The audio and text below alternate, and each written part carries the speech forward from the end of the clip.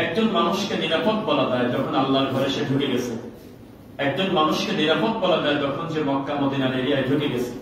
একজন মানুষকে নিরাপদ বলা যায় যখন সে আল্লাহু আকবার বলে হাত বেঁধে ফেলেছে। একজন মানুষকে নিরাপদ বলা যায় যখন সে সাহারি খেয়ে ফেলেছে। একজন মানুষকে নিরাপদ বলা যায় যখন সে যাকাত দিচ্ছে। একজন মানুষকে নিরাপদ বলা যায় যখন আল্লাহর দ্বীনের ভিতরে সে আছে। সেই হিসেবে আমরা মনে করি আমরা এখন যারা আছি সবাই আমরা বাউন্ডারির ভিতরে ঢুকে গেছি, আলহামদুলিল্লাহ, ক্যান্টনমেন্টের ভিতরে চলে আসছি। বাইরে থেকে হুট করে চাইলে আমাদেরকে আর বড় ক্ষতি করতে পারবে না। আল্লাহ আমাদেরকে তাওফিক দিন, আল্লাহুম্মা আমিন। তো আজকে আমরা আমাদের আলোচ্য বিষয়টা দুইটা ভাগে আমরা ভাগ করবো ইনশাআল্লাহ। একটা হলো রাসূল সাল্লাল্লাহু আলাইহি ওয়াসাল্লামের প্রতি আমাদের আদব আখলাক কেমন হওয়া উচিত। 2 নাম্বার সাহাবায়ে কেরামদের কেমন তাকওয়া ছিল, আল্লাহ ভীরুতা ছিল, রাসূলের ব্যাপারে মুহাব্বত ছিল। এই ব্যাপারে আমরা সিরিয়ালে 1-2 করে পড়বো ইনশাআল্লাহ। প্রথমে আমি কোরআন মাজিদের সূরা হুজুরাত আয়াত নাম্বার 12 পড়েছি। আল্লাহ বলেছেন, আউযু বিল্লাহি মিনাশ শাইতানির রাজিম, ইয়া আইয়ুহান নাস, হে মুমিনগণ বলে নাই, হে ঈমানদারগণ বলেন নাই, ইয়া আইয়ুহান নাস। নাস মানে জনগণ, মানুষ। এর ভিতরে আদম আলাইহিস সালাম থেকে শুরু করে সবাই আছে। এর ভিতরে আবু জেহেল বলেন, এর ভিতরে মুহাম্মদ সাল্লাল্লাহু আলাইহি ওয়াসাল্লাম, খারাপ ভালো সবাইকে ঢালাও ভাবে বলা হয়েছে। নাস মানে মানুষ সকল। হে মানুষ সকল, ইন্না খালাকনাকুম মিন যাকারিন ওয়া উনসা, যাই কিছু করো না কেন এটা চিন্তা করে রাখো, আমি কিন্তু এক পুরুষ আর এক নারী থেকে তোমাকে বানাইছি। বোঝা যাচ্ছে? প্রত্যেককে ডাকতেছে, হিন্দুকেও, খ্রিস্টানকেও, মুসলিমকেও, সবাইকে আল্লাহ ডাকতেছে, ইন্না খালাকনাকুম মিন যাকারিন ওয়া উনসা, তোমাকে আমি বানাইছি কিন্তু এক পুরুষ আর এক নারী থেকে। যেমন এই পৃথিবীতে এখনো কয়েক কোটি মানুষ আল্লাহর এই মাটির উপরে ভাত খায়, চলাফেরা করে, হাঁটে।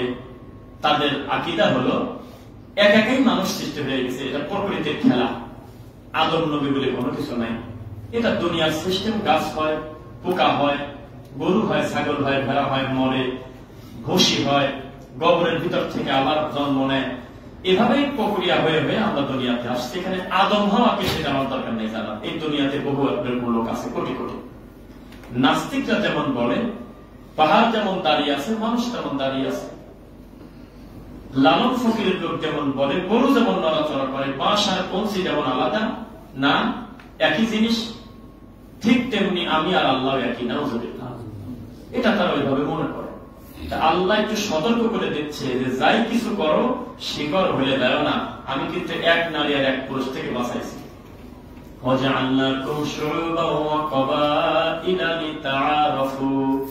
পরবর্তীতে আমি তোমাদেরকে বিভক্তি করে দিছি বিভিন্ন জাতি এবং গোত্রে। কেন? লিতাআরাফু, যাতে তোমরা একে অন্যের সাথে পরিচিত হতে পারো। আল্লাহ না করুক এই নীলা মার্কেটে অথবা এই মাজার রোডে অথবা আমাদের এই মসজিদের সামনে, পূর্বাঞ্চল আহলে হাদিস মসজিদের সামনে একটা লোক অ্যাক্সিডেন্ট করে মারা গেছে, আল্লাহ না করুক। এখন এই লোকটাকে আইডেন্টিফাই করার কোনো পথ আমাদের কাছে নাই। তার মোবাইল বন্ধ, তার কাছে কোনো কার্ড নাই, কিচ্ছু নাই, বুঝবো কিভাবে? আল্লাহ সুবহানাহু ওয়া তাআলা কিছু আলামত দিয়েছেন। এরপরে 2 জন ব্যক্তি হারিয়ে গেছে, মুরব্বী মানুষ, কোন জায়গা গ্রাম, কোন জায়গা বাড়ি, কি তার নাম কিছুই জানে না, কিন্তু সে যে আপনার সাথে কথা বলতেছে, কথা বলার ধরন দেখে বুঝে ফেলবেন যে নোয়াখালী, চট্টগ্রাম, পাবনা হতে পারে। আল্লাহ সুবহানাহু ওয়া তাআলা বিভিন্ন জেলায় বিভিন্ন রাষ্ট্রে আমাদেরকে জন্ম দিয়েছে, এটা কোনো ভুল না, এটা ভালো। আমাদের একে অন্যের ভাষা ভিন্ন হয়, এটা খারাপ কিছু না, এটা ভালো। এটা পরিচিত হওয়ার জন্য সহজ। প্রত্যেকটা মানুষের ভাষা যদি কুষ্টিয়ার মতো হতো, পাবনার মতো হতো, রাজশাহীর মতো হতো, তাহলে এটা ঝামেলা ছিল। আল্লাহ সুবহানাহু ওয়া তাআলা চান ভিন্ন ভিন্ন ভাষা, ভিন্ন ভিন্ন গোত্র, এটা কোরআনের আয়াত, লিতাআরাফু, যাতে তোমরা একে অন্যের সাথে পরিচিত হতে পারো। খালি বলছে হুজুর আপনি কেমন আছেন, আমি সঙ্গে সঙ্গে বলে দিলাম ভাই মনে হয় সামাইনা বলবন্দের বাড়ি। এটা ভাষাগত দিক থেকে, অভিজ্ঞতা থেকে বলে দিতে পারলাম। আমার যশোর না হয় নড়াইল, কাছাকাছি একটা হবে, আপনার কথা দেখে তো মনে হচ্ছে তাই। ভাই মনে হয় ঢাকার লোক, কথায় বোঝা যাচ্ছে।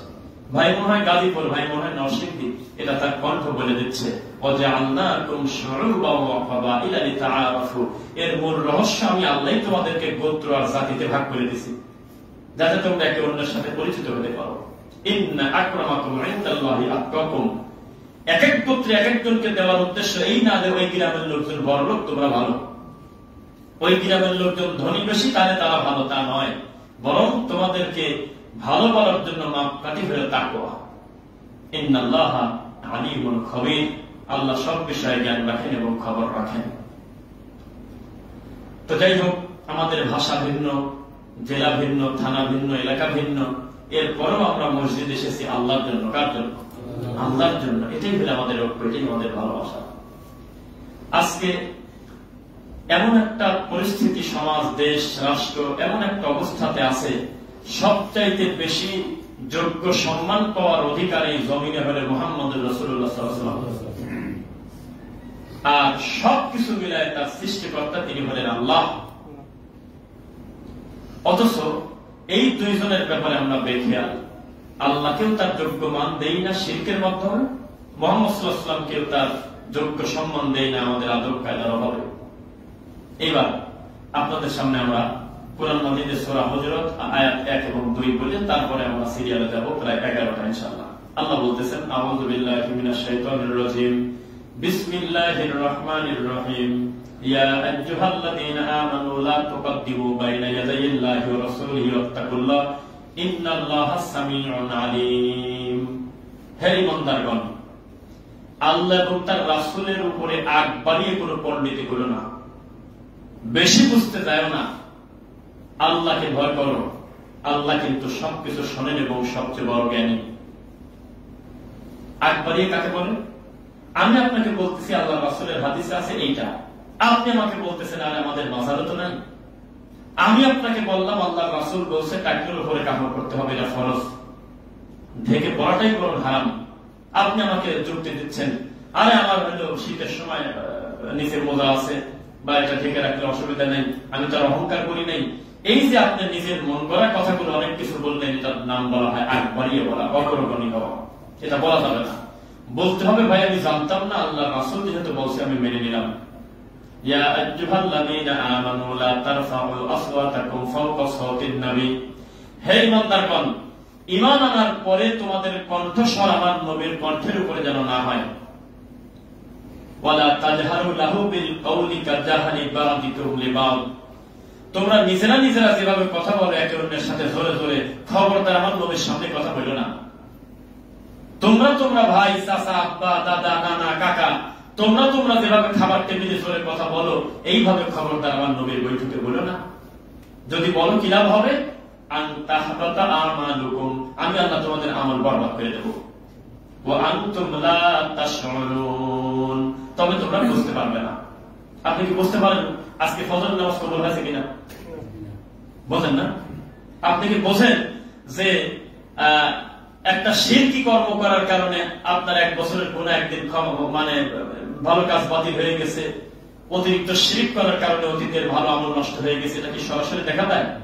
ওয়া আনতুম লা তাশউরুন, নবীর কণ্ঠের উপরে তোমাদের কণ্ঠস্বর যদি উঁচু হয় তাহলে তোমাদের 2টা কাজ করব, এক, তোমাদের আমল আমি বাতিল করে দেব। ওয়া আনতুম লা তাশউরুন, তোমার কাছে জিজ্ঞাসা করার দরকার নেই, অটোমেটিক তোমার অজান্তেই তোমার সব বরবাদ হয়ে যাবে। আজকে টুপি মাথায় দেওয়ার পরেও আমার রাসূলের সামনে বেয়াদবি চলে কিনা এই দেশে? চলে, কঠিন চলে। এটা শেষের দিকে বলবো ইনশাআল্লাহ। এইবার তাকওয়া কাকে বলে আপনাকে একটু বলতে থাকবো ইনশাআল্লাহ সিরিয়ালে 1-2 দেখে দেখে একের নাম্বার সহ বলবো যাতে আপনারা একটু পাবেন। ওমর ইবনুল খাত্তাব রাদিয়াল্লাহু আনহুর একটি ঘটনা আছে, হলো ইবনুল জাওজি সিফাতুস সাফওয়া 1 নম্বর খণ্ড 302 সহিহ। তিনি বললেন, আল্লাহ যদি ঘোষণা দেন যে আমি কাউকে জান্নাতে দেব না, আমি একজনকে দেব, কাউকে আমি জাহান্নামে দেব না, আমি একজনকে জাহান্নামে দেব, ওমর রাদিয়াল্লাহু আনহু বলতেছে আমার আমল কতটুকু আছে আমি তা জানি না, তবে আমার ভয় থাকবে না জানি সেই লোকটা মনে হয় আমি। আল্লাহু আকবার। যদি ঘোষণা এসে যায় বিচারের মাঠে জাহান্নামে খালি একজনকে দিয়ে বাকি আমি জান্নাতে দিয়ে দেব, আল্লাহ পারেন না? তিনি তো আল্লাহ। তখন আমি ওমর রাদিয়াল্লাহু আনহু আল্লাহর মুখের এই ঘোষণার আগ পর্যন্ত আমি ধরে নেব সেই লোক মনে হয় আমি হয়ে যায় কিনা। অথচ জান্নাতের সুসংবাদ পায়নি, জান্নাতের সার্টিফিকেট পাওয়ার পরেও তারা বলতেন সার্টিফিকেট যে দিতে পারে আমার কোন ভুলের কারণে এটা কাইয়ে নিতে পারে, পারে না? ভর্তি করছে গতকালকে, একদিনের ক্লাসে এমন বিয়াদবি করছে, একেবারে নামি কেটে দিচ্ছে, লাল কালি দিয়ে দিয়েছে, পারে কিনা? তো তারা এইভাবে ভয় পেতেন, তাকওয়া অর্জন করতেন। এরপরে 2 নাম্বার, আবু বকর রাদিয়াল্লাহু আনহুর একটি ঘটনা, সহিহ বুখারী 3842। তার কাছে একজন দাস কিছু দুধজাত খাবার নিয়ে আসলো, দই হতে পারে, দুধ দিয়ে তৈরিকৃত কিছু খাবার নিয়ে আসার পরে তিনি জিজ্ঞাসা করলেন যে কোথা থেকে আনলেন। তো যে নিয়ে আসছে সেও ভালো করে বলতে পারতেছে না, মানে উৎসটা বলতে পারতেছে না এই ইনকাম সম্পর্কে খাবারের। তো এই কথা বলার পরে আবু বকর রাদিয়াল্লাহু আনহু গলার ভিতরে হাত দিয়ে ভরে করে দিলেন যে না, আমি আবু বকর রাদিয়াল্লাহু আনহু, আমি অস্পষ্ট খানা খাবো না, এটা তো সন্দেহের খানা। তুমি কেন বললে না অমুক পাঠাইছে? তুমি কেন বলতে পারলে না যে এটা আমার রোজের টাকার জিনিস? তুমি বললে না কেন মুক্তি? আমার ভয় হচ্ছে, এই কথা বলে তিনি বমি করে দিলেন। সহিহ বুখারী হাদিস নাম্বার 3842। এরপরে ওমর রাদিয়াল্লাহু আনহুর একটি ঘটনা, সিফাতুস সাফওয়া 1-313-303। তিনি বললেন যে আমি একদিন টহল দিচ্ছি রাত্রিবেলা, ছদ্মবেশে গোয়েন্দা সিআইডি হয়ে, যে আমার এই রাষ্ট্রের, আমার এই গোত্রের অবস্থাটা কি। আমার মুখামুখি যেটা বলা যায় না সেটা চায়ের দোকানে বলে না। রাষ্ট্রপতির, প্রধানমন্ত্রীর, তারপরে এমপি বা যে কোনো হুজুর হোক, যাই হোক, যদি মনে করেন যে ল্যাংটা সমালোচনা শুনবো, তাই যে কোনো চায়ের দোকানে ঢুকে দেওয়া লাগে, দেখবেন যে যা খুশি মা তুলে গালি দিচ্ছে। তো ওখানে গেলে কিছু তথ্য পাওয়া যায়, যে কথা মুখামুখি বলা যায় না সে কথা গোপনে রাত্রিবেলা বলে। তো তিনি গোপনে একটু কান লাগাচ্ছিলেন যে মানুষের আমার ব্যাপারে ধারণাটা কি। তখন দেখে মা আর মেয়ের ঘটনা হচ্ছে, কথা হচ্ছে, দাও একটু পানি, আর একটু পানি দিয়ে দাও, পূর্ণ হয়ে যাক, অসুবিধার কি আছে? দুধে একটা পরিমাণ মতো পানি দিলে অন্যায় না, এটা বোঝাও যায় না, সাদা সাদাই থাকে। মেয়ে বলে যে না ঠিক আছে, ওমর রাদিয়াল্লাহু আনহু দেখবে না, দেখলে তো পিটানি কাকে বলে, কিন্তু ওমরের আল্লাহ তো দেখে ফেলবে, সুবহানাল্লাহ। তখন তিনি বুঝলেন যে আমি ওমর আর একা না, এই রাষ্ট্রে আল্লাহ ভীরু মানুষ আরো আছে, সুবহানাল্লাহ। ইসলামের প্রথম মহিলা শহীদের নাম বলেন আপনারা, হ্যাঁ, সুমাইয়া রাদিয়াল্লাহু আনহা। তার মানে মহিলাদের গুরুত্ব, ভূমিকা আছে কিনা? ওমর রাদিয়াল্লাহু আনহু বললেন, আমি যখন বাড়ির দিকে যাচ্ছি, আমি মনে একটা আত্মতৃপ্তি নিয়ে যাচ্ছি, আল্লাহ তুমি আমার রাষ্ট্রে পুরুষ মানুষটা আছে, তুমি মহিলা মানুষকে এত বড় দিনদার করছো, যে বলে যে উমারের আল্লাহ তো দেখে, উমারকে দিয়ে আমি কি করবো? উমার না দেখলি কার দেখলে কি, আল্লাহ তো দেখে, সুবহানাল্লাহ। আচ্ছা, এরপরে 4 নম্বর হলো, একবার আব্দুল্লাহ ইবনে উমর রাদিয়াল্লাহু আনহু মুয়াত্তা মালিকের 2 খণ্ড 985 এক রাখালকে বললেন যে একটা ছাগল বিক্রি করে দাও। কতগুলো ছাগল আছে নাকি তুমি জানো? তো বলে না আমি জানি, কিন্তু মালিক জানে না। আমার প্রতি তার এতই বিশ্বাস, আস্থা, যে এই দিক থেকে যতদূর চোখ যাচ্ছে প্রায় পুরাটা আমার হাতে বুঝেতেছে। উনি এতই ধনী লোক যে এইসব খেয়াল করার টাইমই তার হাতে নাই। কয়টা ছাগল, কয়টা খাসি, কে কার খেয়াল রাখে? তখন বললেন, আমি নগদ টাকা দিয়ে একটা আমাকে দিয়ে দাও। এই টাকাটা তুমি মালিককে দেবে না, তুমি খাও, এই রোদে কষ্ট করো, এই পরিশ্রম করো, একটা আমাকে দিয়ে দাও। কে ঠিক পাবে, কে বুঝবে? না, এটা শিওর উনি বুঝবে না, তবে আমি মালিকের চিন্তা করতেছি না, মালিকের আল্লাহর চিন্তা করতেছি। উনি এই জমিনে ওনার ক্ষমতাই নাই ছাগলের হিসাব রাখা, তবে আমি আল্লাহর সামনে আমাকে দাঁড়াতে হবে। তখন আব্দুল্লাহ ইবনে উমর বললেন, আমিও তোমার থেকে এই ধোকার জন্য আসি নাই, আমি দেখলাম আল্লাহর জমিনে আমানতদারিতার অবস্থা বর্তমানে কি। এটা শিক্ষা পরবর্তীতে আপনারা মিলাই নেবেন, শেষের দিকে বলি। এরপরে আলী রাদিয়াল্লাহু আনহুর একটি ঘটনা, এটা আছে বাইহাকির 291 নম্বর পৃষ্ঠা। তিনি যখন খলিফা রানী ছিলেন, একবার এক মামলায় তার প্রতিদ্বন্দ্বী ছিল একটা অমুসলিম। বড় বড় নেতাদের মামলা কিন্তু চলতেই থাকে, গায়েবী মামলা বলেন, আরো বাড়িতেই নাই, কোন জায়গা কি হয়েছে আল্লাহ জানে, কিন্তু হাজিরা মামলা একের পর এক ওকে দিতেই আসতেছে। এরকম এক অমুসলিমের মুখামুখি হয়ে গেছে বাদী বিবাদী। হওয়ার পরে কি ঘটনা ঘটছে একটু দেখে দেখে পরিবারে বানান ঠিক থাকে। তো বিচারকটাকে আলী রাদিয়াল্লাহু আনহু বললেন, এবং ওই অমুসলিম হিন্দু বা যেই হোক তাকে বলতেছে, হ্যাঁ অমুক এদিকে আসো, এইভাবে ওনাকে হেই হেই করে বলতেছে। আর আলী রাদিয়াল্লাহু আনহুকে সম্মান দিচ্ছে, কারণ তিনি তো রানিং প্রেসিডেন্ট, এটা তো স্বাভাবিক কথা। আলী রাদিয়াল্লাহু আনহুর মর্যাদা আর ওই নেথরের মর্যাদা, ওই মালানের মর্যাদা এক হবে? হতে পারে না। এটা বলার পরে ওমর রাদিয়াল্লাহু তাআলা রেগে গেলেন। তিনি রেগে গিয়ে বললেন, আমার প্রতিপক্ষের প্রতি তুমি ইনসাফ করলে না। আমরা তো দুইজন এখন রানিং মামলায় আছি, রানিং আমরা বিচারে আছি। তুমি আমাকে বললে আলী রাদিয়াল্লাহু আনহু, আর ওকে বললে এই দাঁড়া, তুই কি বলবি বল। এটা তার প্রতি তুমি ইনসাফ করলে না, তাকে কথা বলতে দাও, তাকে তার যোগ্য সম্মান দিয়ে তুমি ডাকো। আপনি কি বুঝতেছেন আমরা কার জাতি? আর এখন হয়েছি তো আমরা তো ছাগলের সাথে পানি খাচ্ছি, ছিলাম তো বাঘ। আয়না নাই তো দেখার সুযোগ নেই। পানির সামনে গেলে বুঝতে পারতো শিং কয়টা, দাঁত কয়টা, এগুলো বুঝতে পারতাম। পানি তো নাই, আয়না তো নাই, মানে তাওহীদ নেই। এটা আছে কোথায়? বাইহাকীর 291 নম্বর পৃষ্ঠা। এরপরে আসেন আবু হুরায়রা রাদিয়াল্লাহু আনহু, তিনি নিজেই একজন গরীব সাহাবী নাকি ধনী, তো সে নিয়ম করে করতেন কি, গরিবদের কাছে তিনি খাবার পৌঁছে দিতেন। তো তাকে বলা হলো যে এইটা আপনি এই দায়িত্ব নিতে গেলেন কেন, আপনি নিজেই তো অসহায়। তখন তিনি বললেন যে আমি স্পেসিফিক এমন কোন আমল জানি না যেই আমলে আমার রব আমাকে ক্ষমা করবেন। আমার দুইটা আমল আমার জীবনে, এক, ইচ্ছাকৃত ভাবে আমি রাসূলের মজলিস ছাড়ি না, একটু ক্ষুধা লাগলে চাপ দিয়ে রাখি। এই সময় যদি আমি চলে যাই নবীর কাছ থেকে, না জানি এই টাইমের ভিতরে কোন একটা দামি কথা নবী বলে ফেলবে, আমি ধরতে পারবো না। খুতবা মনোযোগ আজকে শোনেন কথা, সাহাবায়ে কেরামের সরাসরি নাম ধরে ধরে তাদের জীবনী নিয়ে আজকে খুতবা হবে।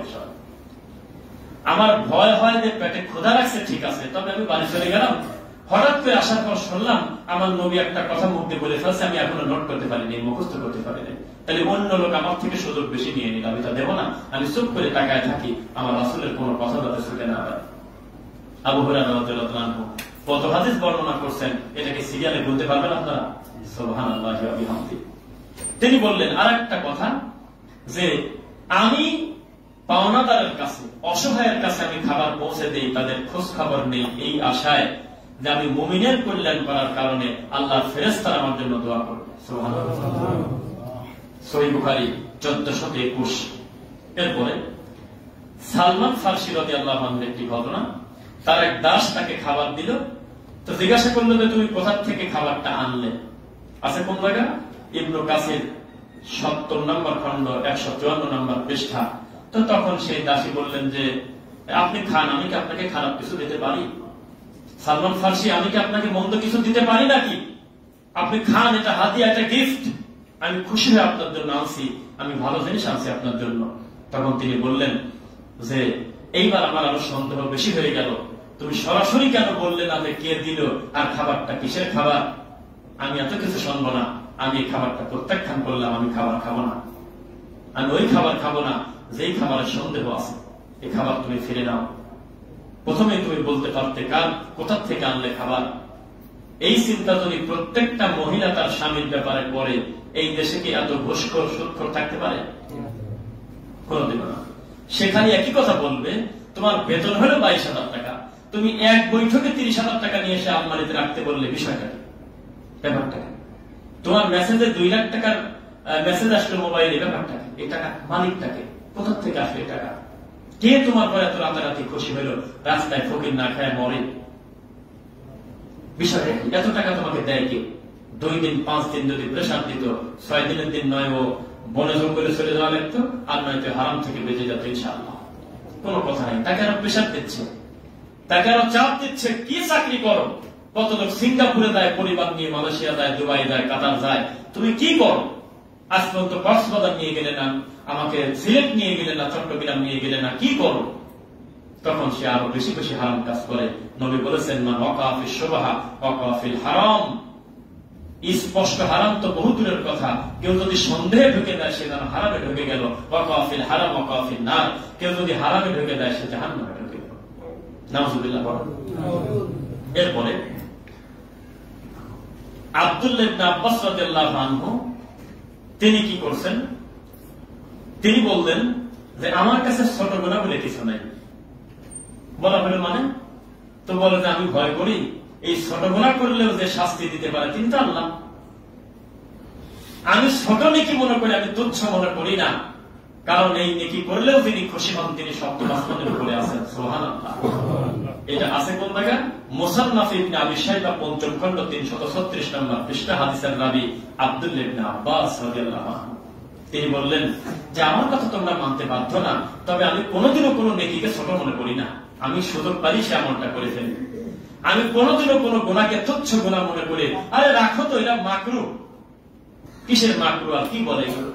আর এটা সাধারণ ব্যাপার, এগুলো বাদ দাও।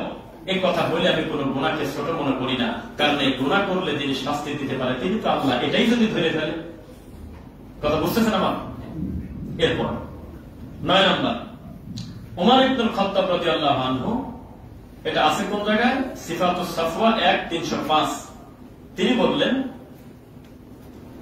যদি আমার জীবনে আমি কনফার্ম হতে পারতাম, আমার জীবনে যদি আমি এটা জানতে পারতাম অগ্রিম যে মহান আল্লাহ আমার একটা বিশেষ ইবাদত কবুল করে ফেলছে, তাই আমি মনে করতাম যে আমার যথেষ্ট হয়ে গেছে, কিন্তু আমি তো জানি না। আপনারা কি কেউ জানেন? উমর রাদিয়াল্লাহু আনহুর মতো লোক বলতেছেন যে আমার জানা নাই, আমাকে আগে ঘোষণা দেওয়া হয় নাই যে আমার কোন দিনের আমল আমার আল্লাহ কবুল করছে। যদি একদিনও জানতে পারতাম, আমি দেখে খুশি হতাম, পৃথিবীতে লাল উটের থেকে বেশি খুশি হয়ে যেতাম কারোর থাকলে। কিন্তু আমার এই সুযোগ নাই, আমি এখনো জানি না আমার আমল আমার আল্লাহর কাছে কবুল হচ্ছে কিনা। বোঝা যাচ্ছে? এরপর ১০ নম্বর, এই নামটা আপনারা শুনেছেন, আবু উবাইদা ইবনে জাররাহ রাদিয়াল্লাহু আনহু। তিনি বলতেছে যে মুসলিম বাহিনীর সবচাইতে বড় নেতা হওয়ার পরেও একেবারে সৈন্যদের সাথে খাবার খেতেন এবং কোন ধরনের কোন বিভক্তি রাখতেন না। তিনি হলেন রাষ্ট্রপ্রধান, তিনি হলেন সৈন্য প্রধান, সেনা প্রধান, কিন্তু তিনি খানা খাচ্ছে একই সঙ্গে তার সৈন্যদের সাথে। তিনি খানা খাচ্ছে, তার জন্য আলাদা কোনো পাতিল নাই, আলাদা কোনো রান্না নাই, একই রান্না, একই তরকারি, একই প্লেট, একই ধরনের জগ, একই গ্লাস, একসঙ্গে এক সিরিয়ালে বসে খেতেন। লোকজন তাকে বললেন যে ওস্তাদ স্যার, আপনি একটু চেয়ারে বসেন, আপনি একটু উপরে বসে খান, আপনার জন্য এক্সট্রা পরিবেশ করা আছে। তখন তিনি জবাব দিতেন, আমার জীবন এটাই হলো সবচেয়ে বড় ভয়, আমি বৈষম্যের শিকার হয়ে আমার রবের সামনে আমি আসামি হয়ে না যাই। আমি এই আসামি হয়ে না যাই যে আল্লাহ আমাকে যদি বলে তুমি আমার মুমিনকে খারাপ করে দেখলে কেন, তুমি আমার আদম সন্তানকে খারাপ করে দেখা, তুমি কে? এই জন্য আমি তাদের সাথে বসেই খানা খাই, তাদের সঙ্গে চলতেই আমার বেশি ভালো লাগে। 11 নম্বর, রাসূল সাল্লাল্লাহু আলাইহি ওয়াসাল্লাম বললেন যে তোমাদের ভিতরে কেউ কি এরকম আছে যে পরকালের ব্যাপারে, জান্নাতে যাওয়ার ব্যাপারে খুব ইচ্ছা পোষণ করা, অগ্রগামী হবে? সাহাবায়ে কেরাম বললেন, আল্লাহর নবী, কে নাই সে যে জান্নাতে যেতে চায়? নবী বললেন সবচাইতে দামি কাজ হলো 2টা। আত্তাকুল্লাহ, 1 নম্বর হলো আল্লাহর ভয়, 2 নম্বর হলো হুসনুল খলক, উত্তম আচরণ, সুন্দর ব্যবহার। জান্নাতে যাওয়ার জন্য এই 2 আমলকারী লোকের সংখ্যা এত বেশি হবে, আমি নবী তাদের বিপরীতে এত সংখ্যা দেখিনি। শুধু এই 2টা ব্যাপারে যারা অগ্রগামী, 1 আল্লাহর ভয়, 2 সুন্দর আচরণ। এই 2টা হলে কি সে আর কোন পাপ করতে পারবে? যদি মনে করে আমার সব কর্ম আমার আল্লাহ দেখতেছে, সেই লোক কি পাপ করবে আপনারা আমাকে বলেন? যদি মনে করে আমার সমস্ত কাজ হবে আল্লাহর জন্য, তাহলে সে কি আর কারোর প্রতি প্রবৃত্তি করতে পারবে? শোনেন, আপনারা তো সবই সহ্য করতে পারেন, পছন্দের হুজুরকে কেউ কিছু বললে সহ্য করতে পারেন না। মুফতি আমির হামজা হুজুর বলতেছে আল্লাহর নবী হলে সাংবাদিক, এই ভাষা কি নবীর সাথে যায়? দুঃখে করে বলি নাই, জাতি হলো লেংটা জাতির মতো অধিকাংশ ক্ষেত্রে। যেই কথা রাসূলের সাথে বিয়াদবি, এ ধরনের কথা মিনিটে মিনিটে টুপিওয়ালা হুজুরদের মুখ দিয়ে বের হচ্ছে, তওবা পড়া তো দূরের কথা, আর এক টুপিওয়ালা সংশোধন করা বাদ দিয়ে যাই বসে বলতেছে, ঠিকই তো বলছে, নবী মানে তো বার্তা বাহক। সাংবাদিকের সব নিউজ সত্য, সাংবাদিকের সব খবর সত্য? আপনার মতো লোকের আমি মান ইজ্জত মারিয়ে দিতে পারি কিছু টাকা খরচ করে, একটা উল্টা পাল্টা নোংরা একটা সাংবাদিকতা করে। আপনার কাকে কি বলতেছেন এগুলো? কার সাথে তুলনা করেন রাসূলের? এই দুনিয়ার সব নিউজ সত্য? 1 বছর আগে নিউজ করেছে একজনের বিরুদ্ধে, সেই লোকটাকে মানুষ থুথু সিসি বলল, 1 বছর পরে আর একটা নিউজ এসে করবে, নিউজ থেকে নিয়ে বলল যে ওই নিউজ বলছিল। কি বলেন এগুলো? এইটার সাথে আপনি আমার নবীকে তুলনা করলেন? হাজার হাজার টুপিওয়ালা মুখ বন্ধ, কারণ আমাদের হুজুর, বড় হুজুর বলছে যে এখন আর কেউ মুখ খোলে না। এ কথা বলা যায়? কিছুদিন আগে একজন বলেছে আমার নবীকে রাখাল বালক, এটা বলা যায়? এইসব ভাষা এটা নবীর সাথে যায়? রাসূল সাল্লাল্লাহু আলাইহি ওয়াসাল্লামের ব্যাপারে কথা বলতে হলে খুব মাপ করে বলতে হবে, সেনসিটিভ।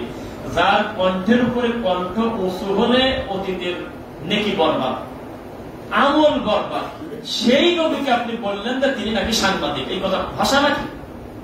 কবিও বলা নিষেধ। শুনতেছেন আমার কথা? কবিও বলা যাবে না। আপনি যদি পণ্ডিতি করে বলেন যে আমার নবী হলো কবিদের কবি, কিসের ঠাকুর কিসের নজরুল, আমার নবী হলো সবচেয়ে বড় কবি, এই বড় করতে গিয়ে আপনি নবীকে খারাপ করছেন। দলিল কোরআন মাজিদ, আল্লাহ বলেছেন আউযু বিল্লাহি মিনাশ শাইতানির রাজীম ওয়া মা আল্লামনাহু আশ-শি'রা ওয়া মা ইয়ানবাগী লাহু। আমার নবী কবি না, তোমরা তাকে কবি বলে ডাকো না। আর কবিত্ব আমার নবীর সাথে যায় না, এটা তার মর্যাদার সাথে খাপ খায় না। কারণ কবিরা আগের লাইন আর পরের লাইন মিল করার জন্য উল্টা পাল্টা কথা কয়, কিসের সাথে কি মিলায় তারা বলে দিচ্ছে, বলে না? কিন্তু আমার নবী তা না। ইন হুয়া ইল্লা ওয়াহয়ুন ইউহা, আমার নবী যা বলে সব আমি আল্লাহর ওহী। সুবহানাল্লাহ। আল্লাহর নবী আপনার সব কথা কি মুখস্থ করতে পারবো? নবী বললেন আমি নবী, আমি নিজে থেকে কথা বলি না, জিবরাইল আমাকে যা বলতে বলে আমি তাই বলি। সুবহানাল্লাহ। সেই নবীকে হুজুর বলতেছে উনি বলে সাংবাদিক। সাংবাদিকটা চেষ্টার দ্বারা তার কর্মের দ্বারা যতটুকু পারে সাধ্যমতো খবর নিউজ নিয়ে আসে। তার 10টা ঠিক হয় তো 5টা ভুল হয়, 5টা ঠিক হয় তো 2টা ভুল হয়। তো নবীকে সাংবাদিক বলা যাবে? আপনার মন মতো আপনি বাংলা অনুবাদ করে দিবেন, মেনে নেবে এটা? তিনি হলেন মুহাম্মদুর রাসূলুল্লাহ, তিনি আল্লাহর রাসূল। আপনি কার সাথে তুলনা করেন?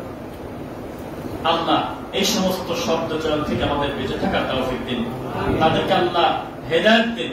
না হলে জাতি থেকে তাদেরকে সরাই নিক, তারা গোটা মাঠের ক্ষতি করতেছে। আল্লাহ হেদায়েত দিন করেন, আমিন। এরপরে আপনি আমার নবী সাল্লাল্লাহু আলাইহি ওয়াসাল্লামকে ভালোবেসে বড় করতে গিয়ে বললেন যে আমার নবী আমার অমুকের মতো, আমার নবীর মর্যাদা অমুকের মতো।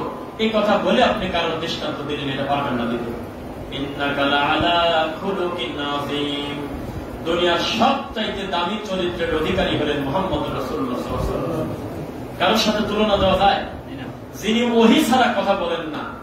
মানে আমি শুধু চিন্তা করি যে আমার মুসল্লিদের ব্যাপারে আমাদের ধারণা, তাদের সামনে যদি এই ধরনের কথা যত বড় টুপিয়াল আমার নবীর সামনে বলুন, আমার মনে হয় ধরে ফেলত। অথচ তার সামনে হাজারো শ্রোতা বসে আছে, একটা বার বললেন না আপনি থামেন, আপনি নবীকে 6 প্যাক বলতে গেলেন কেন? আপনি রাসূলকে কাউবাই বলবেন কেন? এটা আমার নবীর সাথে যায়? কেউ বলে না, সবাই বলতেছে আল্লাহু আকবার। আর আমার সবচেয়ে বড় আফসোস, একটা বক্তা যখন নবীর ব্যাপারে একটা বাজে কথা বলে, নবীর ব্যাপারে উল্টাপাল্টা কথা বলে ফেলে, এইটা বাকি আলেম ওলামা সবাই মিলে সংশোধন করার বাদ দিয়ে উল্টা আরো কিছু কিছু দালাল হুজুর এসে লাইভ এসে বলে আমি হামলা তো ঠিকই বলছে, নবী তো সাংবাদিকই তো। এই কথা আমার সাথে আসে না। এই জন্য দোয়া করবেন আল্লাহ এই সমস্ত শয়তান থেকে যারা উম্মাকে হেফাজত করে। আল্লাহুম্মা আমিন। রাসূলের ব্যাপারে কথা বলতে হবে খুব সতর্কতার সাথে। সাহাবায়ে কেরামের এই আয়াতটা নাযিল হওয়ার পর থেকে এমন ফিসফিস করে কথা বলতেন, এত আস্তে কথা বলতেন যে এক কথা 3 বার বলা লাগতো, যে না জানি এই বুঝি আমার কণ্ঠ নবীর কণ্ঠের উপরে চলে যায়। ওয়া মা আরসালনাকা ইল্লা রাহমাতাল লিল আলামিন, তিনি হলেন গোটা জগতের জন্য রহমত। আর সেই রহমতের ব্যাপারে কথা বলতে গেলে আমাদের কিছু আদব দরকার আছে কিনা বলেন? রাসূলের মর্যাদার সাথে কারোর তুলনা চলবে না, কারণ চলবে না। আল্লাহ যেমন খালেক, মাখলুক হিসেবে দুনিয়াতে মুহাম্মদ সাল্লাল্লাহু আলাইহি ওয়াসাল্লামের মর্যাদার সমকক্ষ পৃথিবীতে কেউ নেই। আর সেই রাসূলের ব্যাপারে আমরা যদি অসংলগ্ন কথা মাঠে ময়দানে বলি, এটা আমরা নবীকে বেইজ্জতি করলাম। মনে রাখবেন, রাসূলকে কটূক্তি করতে হলে সবাইকে ম্যাক্রো হতে হয় না, সবাইকে নোরাপাগলা হতে হয় না। আমার মতো লোকও বেশি আবেগী পণ্ডিতি করতে গিয়ে নবীর ব্যাপারে বাজে কথা হয়ে যেতে পারে অতি পণ্ডিতের কারণে। আপনাদেরকে একটা দৃষ্টান্ত দিয়ে সবাই খেয়াল করবেন। আজকে থেকে বছর 2-3 আগে জামাত ইসলামের হুজুরদের আর হলো কওমি দেওবন্দি হুজুরদের কঠিন ফাইট চলে। বিষয় ছিল সাহাবায়ে কেরাম মিয়ারে হক কিনা। মনে করে দেখেন তো কেউ, একটু খেয়াল করেন। জামাত ইসলামের আবুল কালাম আজাদ বাশার থেকে শুরু করে, দেওবন্দির ওসামা হুজুর থেকে শুরু করে কঠিন একটা যুদ্ধ চলেছে প্রায় 2-3 মাস, 2 বছর আগে। তাদের বিষয় ছিল, এক গ্রুপ বলছিল নবী হলো সত্যের, সাহাবায়ে কেরাম হলো সত্যের মাপকাঠি, আর জামাত ইসলামের লোক বলছিল সত্যের মাপকাঠি সাহাবায়ে কেরাম না, মানে মিয়ারে হক না। তো এই কথা বলল যখন যুদ্ধ চলতেছে, আমি একদিন হঠাৎ করে অনলাইনে লিখলাম মিয়ারে হক সম্পর্কে ডক্টর আব্দুল্লাহ জাহাঙ্গীর রাহিমাহুল্লাহ। আমি ভাবলাম যে এই মানুষটার এই ব্যাপারে কোনো বক্তব্য আছে কিনা। এমন একটা শিক্ষা পেয়ে গেলাম, যেই জিনিস 3 মাস ধরে যুদ্ধ হচ্ছে এক হুজুর আর এক হুজুরের বিরুদ্ধে, উনি 1 মিনিট 25 সেকেন্ডে সমাধান দিয়ে দিয়েছে। 1 মিনিট 25 সেকেন্ড। কেন, কি হলো? তো ওনাকে প্রশ্ন করছে সাহাবায়ে কেরাম মিয়ারে হক কিনা, সত্যের মাপকাঠি কিনা। তখন তিনি প্রশ্ন ফেলে দিলেন, দিয়ে বললেন এই প্রশ্নই হয়নি। মানে উনি বললেন এই শব্দটাই একটা আপত্তিকর শব্দ। সাহাবায়ে কেরাম এবং নবী যেই শব্দ তারা ব্যবহার করে নাই, তাদের পরবর্তীতে যত ভালো মনে করেই আমরা কোন একটা নতুন শব্দ আবিষ্কার করি, সেই শব্দেই ঝামেলা আছে। আপনি আর আমি মারামারি করব, সেজন্য মাঝখানে দাঁড় করাইছি আল্লাহ নবীর সাহাবী। 2 গ্রুপই খারাপ বলে দিলেন। জবাব পাই গেছেন না? 2 গ্রুপই খারাপ, যারা বলে মিয়ারে হক কিনা এবং যারা বলে মিয়ারে হক, দুটাই খারাপ। দুটার একটার উদ্দেশ্য ভালো না। কারণ মিয়ারে হক এই শব্দটা আমার নবীর সাহাবায়ে কেরাম ব্যবহার করে নাই, পরবর্তীতে আবিষ্কার হয়েছে, যার কারণে ঝগড়া কমে নেই, খালি বাইরে যাচ্ছে। আজও পর্যন্ত বগুড়া, পাবনাতে শুধুমাত্র যদি বলেন যে নবী মাটির তৈরি, তাহলে নিশ্চিত থাকেন আপনাকে কেউ সালাম দেবে না। আপনি দিলে উত্তর দিতে পারে, তবে সালাম পাবেন না। আপনাকে লামাসাবি ইহুদির দালাল বলে গালি দেবে, আপনাকে ভালো মানুষ তারা বলবে না। এটা বিশেষ অংশ। কেন?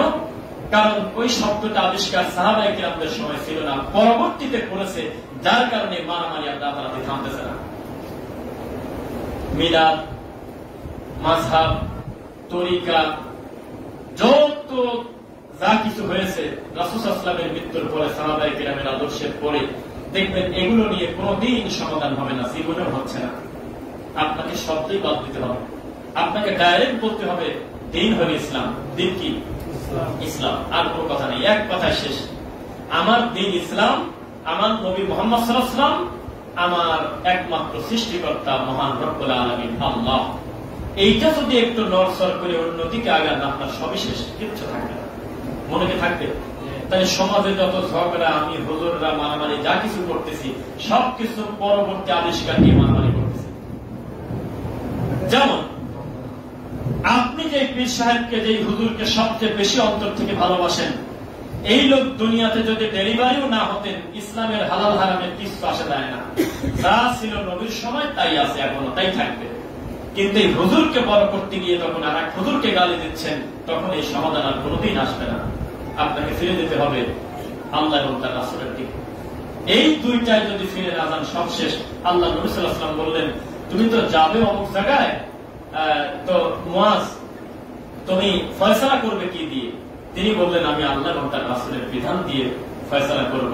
আল্লাহ নবীর পিঠে থাপ্পড় দিয়ে তার প্রশংসা করলেন আর বললেন, আল্লাহ তোমাকে দেহের উপরে রাখুন, এটাই হওয়া উচিত। কে কার কথা শোনে? ফয়সালা হবে আল্লাহ এবং তার রাসূলের কথা দিয়ে, অন্য কথা দিয়ে হবে না। দুঃখ হয়ে আজকে এই কথাটা বললাম, আমাদের এই সমাজে এই ধরনের আলেম ওলামার জন্য ইজ্জত নষ্ট। আর যদি দেখতাম এদেরকে জাতি বয়কট করছে, কোনো দিনও নাম বলতাম না। বয়কট তো করেনি। হ্যামিলিনের বাঁশিওয়ালার মতো এই সমস্ত বক্তার পিছনে লোকজন করে। আরে যারা মন্দির পাহারা দিচ্ছে, মসজিদ কোথায় ভেঙে গেল সেই খেয়াল করে না, মন্দির পাহারা দেয়, আর মন্দিরে দেয় কোরআন পড়ে, আর মন্দির উদ্বোধন করে। আল্লাহর ঘরে দাঁড়িয়ে বলতেছি, আল্লাহি আল্লাহর কসম, একটা বক্তা ঠান্ডা মাথায় বলতেছে, আমি একটা মন্দির উদ্বোধন করতে গেছিলাম। কেউ শুনেছেন এই কথা? আমি একটা মন্দির উদ্বোধন করতে গেছিলাম, এই কথা কেউ শোনেন না এই মসজিদে? এটা হুজুর বলতেছে জালসার মাঠে। তার মানুষ হিসেবে দুনিয়াতে চলার স্বাধীনতা আছে। তারা তাদের দেবদেবীর পূজা করবে, আমি ওই দেবদেবীকে গালি দেব না, কারণ তারাও আমার আল্লাহকে গালি দেবে, এটা ঠিক। কিন্তু আমাকে তো আল্লাহ এই দায়িত্ব দেয় নাই যে তাদের মন্দিরে গিয়ে কোরআন পড়ো, তাদের মন্দির উদ্বোধন করে আসো, তাদের মন্দিরে আপনার গীতা পড়ো, তাদের মন্দিরে গিয়ে বলো রোজা পূজা একই জিনিস। কেমন কেমন হুজুর, কেমন মওলানা, মান ইজ্জতের কিছু রাখছে? এতদিন 12-13 মাস 11 মাস ধরে অন্য লোকের ব্যাপারে যে অপপ্রচার চালাইছে, যা কিছু করছিল, এই মন্দির পাহারা দিতে কি সবই গেছে, মন্দিরে চলে গেছে পাহারা দিতে। আর বাকি অন্য যে 2-3 দল আছে, তারা কি কোনোদিন আপনাকে বলছে যে আমি তোমার জান্নাতে দিয়ে দেব, আমাকে দিলে তুমি জান্নাতে যাবে, কোরআনকে দেওয়া হইল, এসব কথা তারা বলছে কোনোদিন? কিন্তু আপনার দিকে আমাদের মনটা বেশি কষ্ট লাগে, কারণ আপনি জাতিকে বলেছেন যে আমাদেরকে ভোট দিলে কোরআনে ভোট দেওয়া হয়, আমাদেরকে মানিয়ে নিলে জান্নাতে মানিয়ে নেওয়া হয়। তখন আমাদের ভিতরে রক্তক্ষরণ হয়। আপনি হুজুর মানুষ বললেন তাকে মুখ দিয়ে, এটা একটা ভাষা? এইটা হলে আনন্দের ব্যাপার। কিয়ামত মানে ধ্বংস যে আসে না, এটাই বড় ব্যাপার। আপনাদেরকে হাদিস বলে জানা আছে, আল্লাহর নবী আস্তে আস্তে হাঁটতেন, স্বাভাবিক হাঁটতেন নাকি খুব জোরে জোরে হাঁটতেন? বলেন। স্বাভাবিক হাঁটতেন, একদম ধীর গতিতেও না, জোরে জোরেও না, তিনি স্বাভাবিক হাঁটতেন। সেই নবী দেশে দৌড়, সাহাবায়ে কেরাম জোরে জোরে গেল, নবী দেশে দৌড়। আল্লাহ নবী, আপনি অন্যান্য পথ ঠিক মতো আসলেন, এই জায়গাটুকু এত জোরে আসলেন কি কারণ? আল্লাহ নবী বললেন, এই জায়গা হলে আল্লাহ লানত দিয়ে তাদেরকে উল্টায় দিছিল, আমার ভয় হচ্ছে আল্লাহর রাগ এখনো বেড়েছে কিনা। এটা তো গজবের জায়গা, তাই আমি এখান থেকে তাড়াতাড়ি করে সরে বললাম। আর হুজুর ঘোষণা দিয়ে মন্দিরে দেওয়া বলতেছে রোজা পূজা তো একই। হুজুর প্রাইভেট কার নিয়ে যাওয়া বলতেছে, ও মদিনা তুই আমার নিয়ে চলে যা, পাখি নিয়ে যায়, কথা বলে মন্দিরের দেবীর সামনে গান বলতেছে। আর তাকে ভোট দিয়ে কোরআনে ভোট দেওয়া হয়। এখন কি বলবেন বলেন? এই জাতির কোন লজ্জা আছে?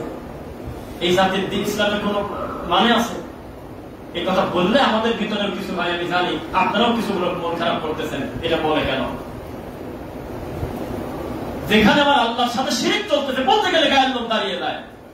যেখানে 33 কোটি দেবতা মানে, যেখানে সাপের আল্লাহ আলাদা, যেখানে পানির আল্লাহ আলাদা, যেখানে প্রত্যেকের ভগবান আলাদা করে ফেলছে, তারা নড়াচড়া করে সেটাকে হনুমানকে পর্যন্ত বাদ দেয়। এই তার নামে একটা মন্দির বানিয়ে বিশাল বড় আয়োজন হয়। হনুমান তাদের ভগবান, বিড়াল তাদের ভগবান, গরু তাদের মা।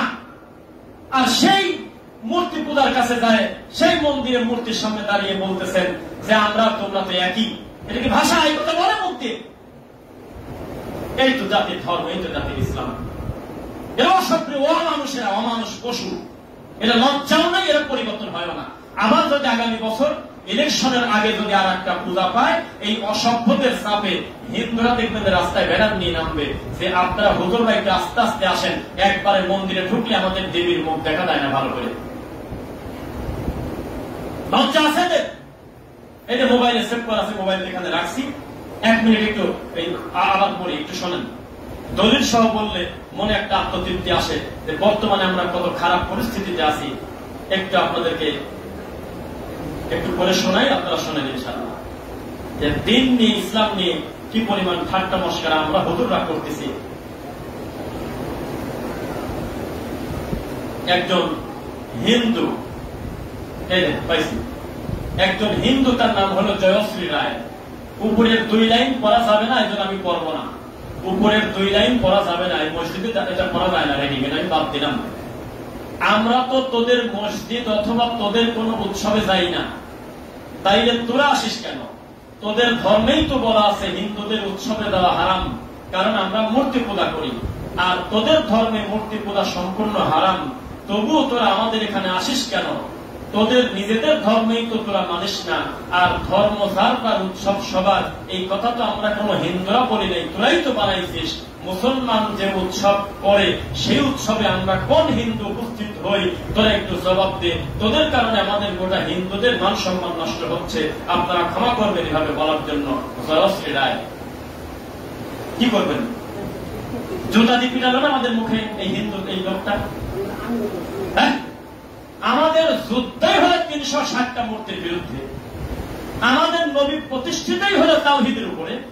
আমাদের নবীকে পাঠানোই হলো মূর্তি পূজাকে দাফন করার জন্য। এখন আমাদের ক্ষমতা নাই জন্য নবী বলেছেন এখন দিনুকুম ওয়ালিয়া দিন। তুমি তাদের মন্দিরে আঘাত করো না, তবে তুমি দাওয়াতি কাজ করো। তুমি এমন ভাবে তাওহীদ প্রচার করো গোটা জমিনে যাতে শিরক না থাকে, তো মূর্তি পূজা করা শিরক না সুন্নাহ বলেন তো দেখি? সেই জায়গায় আপনি হুজুর গেলেন কি কারণে? আমি অন্য উদ্বোধন তো বহু দূরের কথা, শুভেচ্ছা জানানো তো বহু দূরের কথা, আপনি হুজুর আপনি গেলেন কি কারণে বলেন আমাকে।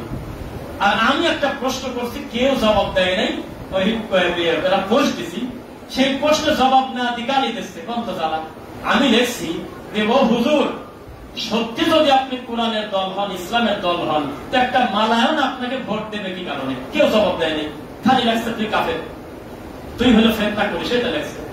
আমি বললাম যে 7% হিন্দুকে খুশি করার জন্য, এদের ভোটটা পাওয়ার জন্যই তো আপনি মন্দিরে গিয়ে উলু দিচ্ছেন, এই কারণেই তো আপনি গিয়ে বলতেছেন আসো আমার পক্ষে আসো। কিসের ব্রাহ্মণ, কিসের হুজুর, কিসের মসজিদ, কিসের মন্দির, সবই তো একই। তো সেই ঠাকুর আপনাকে ভোট দেবে কেন? একটু উত্তর দেন। আপনার মতো একটা আলেমকে, কোরআন প্রিয় লোককে ভোটটা দিবে কেন? কেউ জবাব দেয়। আপনাদের কাছে আছে জবাব? আর দ্বিতীয় নম্বর প্রশ্ন করছি, এই আল্লাহর দুশ্মনের ভোটটা দিয়ে আপনার লাভটা কি? আপনি কি করবেন ওর ভোটটা দিয়ে? ওর কোন মনের চাহিদা আপনি আল্লাহর জমিনে পূরণ করবেন বলেন? আপনার সব কর্মই তো তাদের বিরুদ্ধে। আপনি তাওহীদ প্রচার করবেন ওর বিরুদ্ধে, আপনি মত নিষিদ্ধ করবেন ওর বিরুদ্ধে, আপনি পর্দা প্রতিষ্ঠিত করবেন ওর বিরুদ্ধে, আপনি ছেলে মেয়ে অবাধ মেলামেশা বন্ধ করবেন ওর বিরুদ্ধে, আপনি মূর্তি পূজা নিষেধ করবেন ওর বিরুদ্ধে। কোন কামটা ওর পক্ষে যাবে একটু আমাকে বলেন। সংসদে আপনার কামটা কি? কেউ করে না, খালি লাগছে যে তুই ঝামেলা করিস না, তোর জন্য আমাদের ফেরতা হয় লাগতেছে। এটা কি জবাব পাইছেন আপনারা? তাহলে এই কাজ করা যাবে না, মনে থাকবে। আমি আচ্ছা নাম বললাম না, পাশেই একটা জায়গায় চুল কাটাচ্ছি, আমার পরে এখানে আমার ভাইয়ের সিরিয়াল একসাথে ছিলাম, আমরা দুজন এখানে আসি। ওয়াল্লাহি আমি যখন রানিং চুল কাটাচ্ছি, ওইভাবে চিনতে পারে নাই কেউ কারোর, যে আমার মতো আমি কাটাচ্ছি। 4টা মুখ ভর্তি দাড়িওয়ালা নামাজি লোক ঈশান নামাজ করে তারাও আসলো। আসার পরে এক মুরব্বী আর এক মুরব্বীকে বলতেছে, পূজার সে আমেজ আর নাই। আগে ঢোলের বাড়ি হইতো, আমরা 3-4 কিলো ফাঁকে মাও সাইড থেকে বুঝতে পারতাম, অনেক দূর থেকে আমরা ঠিক পাতাম যে হ্যাঁ পূজার গান হচ্ছে। এখন দিন দিন দেখি হয়েছে এখানে বসেও আমরা বুঝি না যে পূজা হচ্ছে। মানে কত আফসোস, এটা মুসলমানের কথা বলতেছে। আমাদের পাবনা সুধানগরে, আমাদের এলাকায় আল্লাহর কসম, পিঠের ভিতরে একটা বড়শি, বোঝেন বড়শি, বড় বড়শি পিঠের ভিতরে বেঁধে দেয়, এটার নাম হলো চরকের মেলা। আর তার হাতে থাকে বাতাসা, আর এই বাতাসা ছিটায় দেয়। যত বাতাসা ধরে ধরে খাচ্ছে তার 90% হলো মুসলমানের সন্তান। যতগুলো পূজায় নাড়ু এই নাড়ু খায় তার অধিকাংশ মুসলমান। তারা গর্ব করে বলে যে তোমরা ছাড়া তো আমাদের পূজাই উদযাপন হয় না। তাই নবী সাল্লাল্লাহু আলাইহি ওয়াসাল্লাম বলেছেন, কিয়ামত হওয়ার পূর্বে আমার উম্মত মূর্তি পূজারীর সাথে, আমার উম্মত মুশরিকদের সাথে মিশে যাবে। আজকে ফল পাইছেন কিনা বলেন? আর এত আলেম উলামা মুখ খুলতেছে ভক্তদের ব্যাপারে, এরা এখন এসে তাদের সামনে ক্ষমা চায় না। আসলেই আমার মন্দিরে কামটা কি, আমার দেওয়াটা ঠিক হয়নি। তাদের 7% বাদ দিয়ে তো আমি ভালো মানুষ হলে আমাকে জাতি ভোট দেবে। রাগ করলেন মনে হয়? রাগ করলে একটু বলেন তো আমার ভুলটা কোন জায়গায়, প্রতিবাদ করেন। কোন দলিলের ভিত্তিতে আপনাকে আমি মন্দিরে যাওয়ার অনুমতি দেবো বলে দেন, আমি মেনে নিই। কি একটা দুঃখজনক কথা। এই জাতির ইসলাম, এটা হলো নামের ইসলাম। ওই যে মুফতি কাজী ইব্রাহিমের একটা বক্তব্য শুনছিলাম, হামিদাহুল্লাহ, তিনি বলছিল, মিথ্যা হলে উনি দায়ী, আমি উনি বলছেন অনুবাদ করে বলতেছি।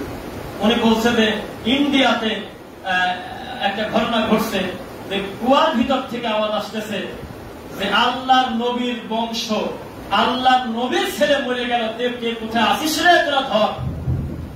তখন বারবার বলতেছে আওলাদে রাসূল গির গায়ে, আওলাদে রাসূল গির গায়ে কুয়াবে। তো সবাই মিলে দৌড়াদৌড়ি করে গেল, ভিতরে কাপড়ে উঠে গেল মুসলমানদের। বলে কি আল্লাহ নবীর বংশ কুয়াতে ডুবে যাচ্ছে, আর আমরা এখানে বসে থাকবো, নবীর আওলাদ ডুবে গেল। তাড়াতাড়ি করে বালতি ফেলছে, তাড়াতাড়ি করে রশি নামাইতেছে। এখন উঠার পর দেখে এক মেথর মালায়ন, এক ঠাকুর। তখন বলে, কে তুই তো বললি যে নবীর বংশ, তো তুই কুয়ার ভিতরে কি করিস? আর নবীর বংশ বলে কাঁদতে কি কারণ? তুই তো বলতে পারতি আমি অমুক মন্দিরের ঠাকুর। তখন উনি বললেন যে কে আমি কি নবীর বংশ না?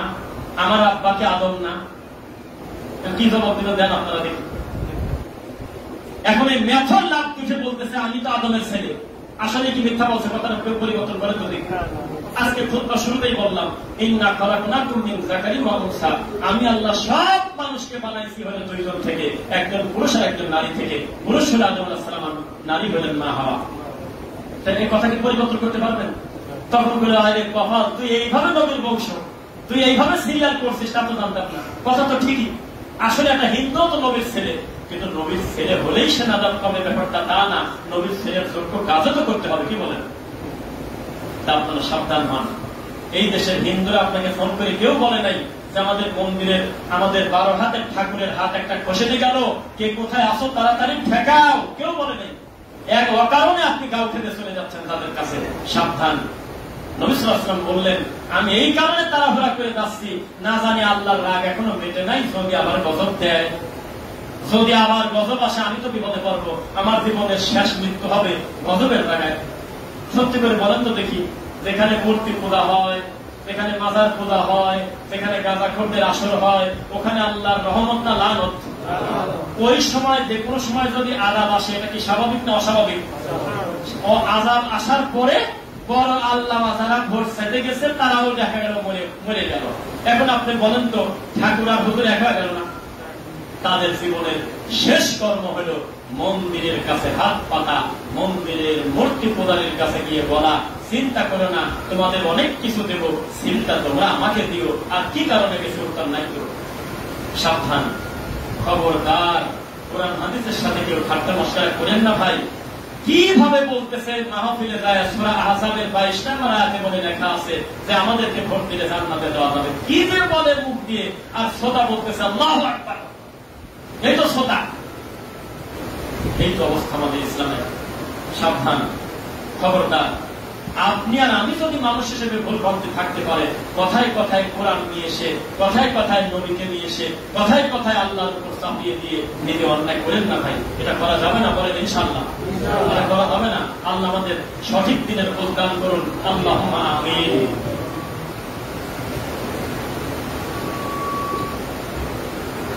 আলহামদুলিল্লাহ, ফাইন্না খায়রাল হাদিসি কিতাবুল্লাহ ওয়া খায়রুল হুদা হুদা মুহাম্মদ সাল্লাল্লাহু আলাইহি ওয়াসাল্লাম ওয়া শাররুল উমুরি মুহদাসাতুহা কুল্লু মুহদাসাতিন বিদআহ ওয়া কুল্লু বিদআতিন দালালাহ ওয়া কুল্লু দালালাতিন ফিন নার। রাব্বিরহামহুমা কামা রাব্বায়ানি সগীরা, রাব্বিরহামহুমা কামা রাব্বায়ানি সগীরা। আমার কথা শোনা যায় ভাই? সবাই শোনা যাচ্ছে? ওই যে বৃষ্টির জন্য জিজ্ঞাসা করলাম, শোনা যাচ্ছে তো ইনশাআল্লাহ? এবার একটি কথা বলি, এর আগে এভাবে শুনছেন আমি জানি না, তবে আমার এখানকার প্রথম মুসল্লি যারা আছেন প্রথম থেকে শুনছিল। আজকে যেই আশায় আমি একটা হুজুর মানুষ মন্দিরে গেলাম, আল্লাহর কসম করে বলতেছি, সেম একটা মুখ ভরা আশা নিয়ে আবু জেহেল, আবু লাহাব, উতবা লোক পাঠাইছিল আল্লাহর নবীর কাছে, এই একই আশা নিয়ে, হুবহু এক আশা, যে খালি খালি আমাদের ভিতরে দ্বন্দ্ব দরকার নেই, আমরা ঠাকুর, হুজুর, মসজিদ, মাদ্রাসা, মন্দির একবারে মিলায় ফেলবো। এই একই আশা নিয়ে আবু জেহেল লোক পাঠাইছিল নবীর কাছে, বলে মুহাম্মাদের কাছে গিয়ে বলো যে তোমাদের আল্লাহ আর আমার আল্লাহ সৃষ্টিকর্তা তো একই। এই কথা মিথ্যা না সত্য ভাই? এই কথা বলে তাকে বলো যে দ্বন্দ্ব করার দরকার নেই। তো অথর গেছে, পক্ষ থেকে যাওয়ার পর দেখে যে নবী সাল্লাল্লাহু আলাইহি ওয়াসাল্লাম আল্লাহর কাবা ঘরের চত্বরে বসে আছে। তখনও বলল, জাকির এখন মন ভালো আছে, কেননা দুনিয়াতে সবচেয়ে দামি ঘর হলো কাবা ঘর। নাকি সন্দেহ আছে আপনাদের? তো কাবা ঘরের কাছে বসে আছে, যা বলতেছে, ইয়া মুহাম্মদ হালুম্মা ফালনাবুদ মা তা'বুদা মা তা'বুদ মা না'বুদ। হে মুহাম্মদ, আসো আমরা এক করি। সেটা কি? ইবাদত আমরা একবারে মিলেমিশে করি। আমরা ভেবে চিন্তে দেখলাম তোমার প্রতি জুলুম করা হচ্ছে, আবার এটাও ভেবে চিন্তে দেখলাম তুমিও আমাদের প্রতি জুলুম করো। আমাদের ঠাকুরের জায়গায় ঠাকুর থাক, তোমার আল্লাহর জায়গায় আল্লাহ থাক, আমরা সব ভাগ করে নেই। দিনের বেলা আল্লাহ আল্লাহ, মাগরিবের পর থেকে ভগবান ভগবান। গরমের সিজনে আল্লাহ আল্লাহ নামাজ পড়বার, শীতের টাইমে আমরা ঠাকুর ঠাকুর করলাম। হালুম্মা ফালনাবুদ মা তা'বুদ ওয়া তা'বুদ মা না'বুদ।